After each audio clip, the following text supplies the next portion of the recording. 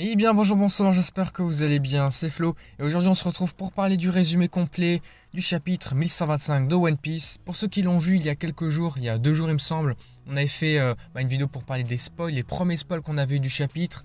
Et bah franchement pour résumer ça, c'était incroyable, à la fois chaud, intense, vraiment très mystérieux aussi, intriguant, et c'était vraiment très intéressant, donc j'avais envie de voir ça plus en détail. Donc aujourd'hui avec ce résumé complet là, parce que le chapitre vraiment il prend un tournant, on va dire, dans le monde de One Piece. Vraiment, c'est un truc de fou. Il se passe vraiment des choses insane. Donc avant que la vidéo ne commence, je vous rappelle, si vous voulez me soutenir sur les prochaines vidéos, si ça vous intéresse, n'oubliez pas de vous abonner à la chaîne et puis c'est parti. Donc pour ce chapitre qui s'intitule Comment définir la mort, le chapitre commence alors de retour sur l'île d'Egged. On a le marine qui parle des séraphins. Ils sont rechargés avant d'être emmenés sur les navires de la marine pour partir. On verra aussi Lucci puis Kaku qui abordent également des navires de la marine. On va voir l'un des agents du Cyberpol qui leur parle de Stussy par exemple, en demandant où elle se trouve, et Lucci va répondre je l'ai tuée. Donc on ne voit aucune émotion sur son visage quand il dit ça.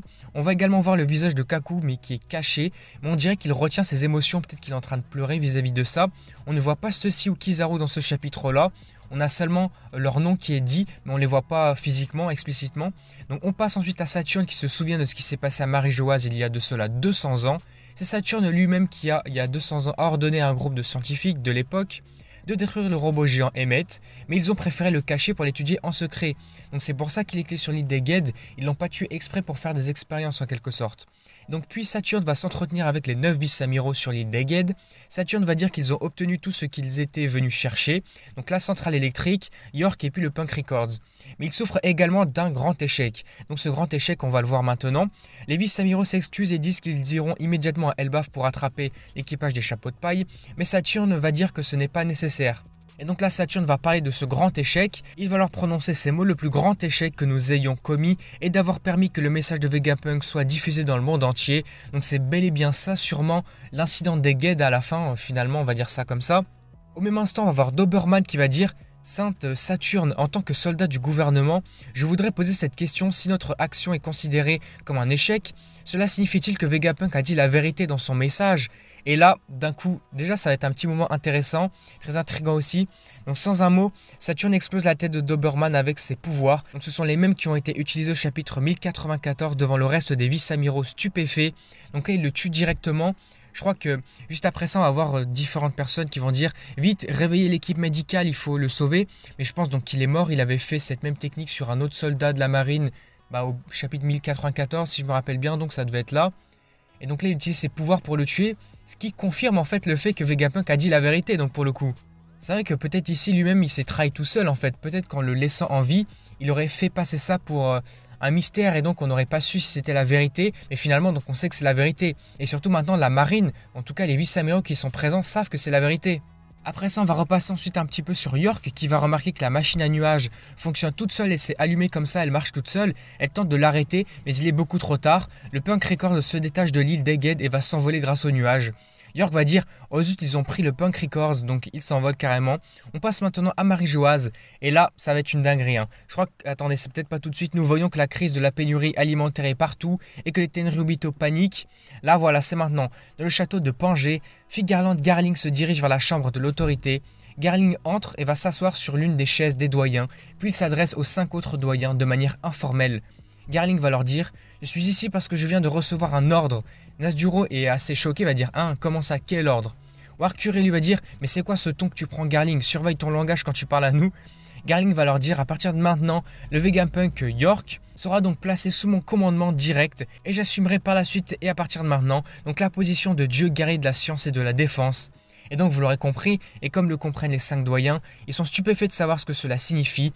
Mars va dire « Attends, mais ce n'est pas possible que ça se passe comme ça ». Garling va dire « À partir de maintenant, ça va être le chaos. Le monde va se retrouver dans un état d'agitation jamais vu auparavant. Ensemble, faisons de ce monde un endroit meilleur, mes collègues doyens. » Et donc maintenant nous revenons à l'île d'Egged. Nous allons voir que Saturne va s'effondrer sur le sol en criant devant les vice-amiraux. Des flammes noires et des éclairs jaillissent du corps de Saturne. Saturne vraiment est pris de douleur vraiment intense. On a Red King, donc un vice-amiral qui va être choqué, il va dire « Mais attends, mais qu'est-ce qui se passe là ?» Et donc nous voyons que le corps de Saturne vieillit rapidement et se ride comme une momie carrément. Les vice-amiraux sont encore choqués de ce qui se passe et ne savent pas quoi faire, comment réagir. Saturne entend alors la voix d'Imu dans sa tête.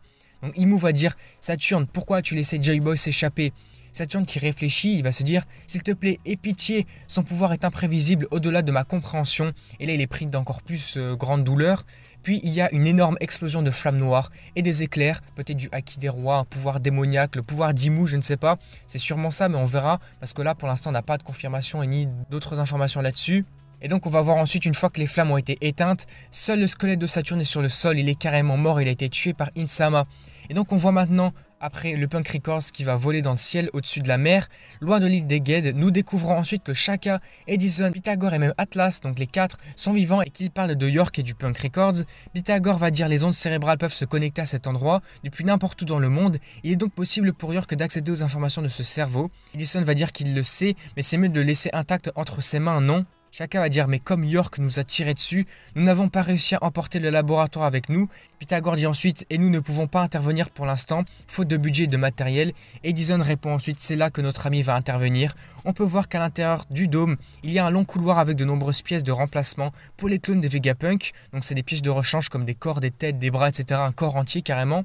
Donc les Vegapunk vont construire un nouveau corps à partir de ces pièces-là, de rechange en combinant la tête d'Edison, le corps et les jambes de Shaka, le bras gauche d'Atlas et le bras droit de Pythagore. Ils parlent tous les quatre dans le même cerveau, mais nous n'entendons pas celle-là parler dans ce chapitre.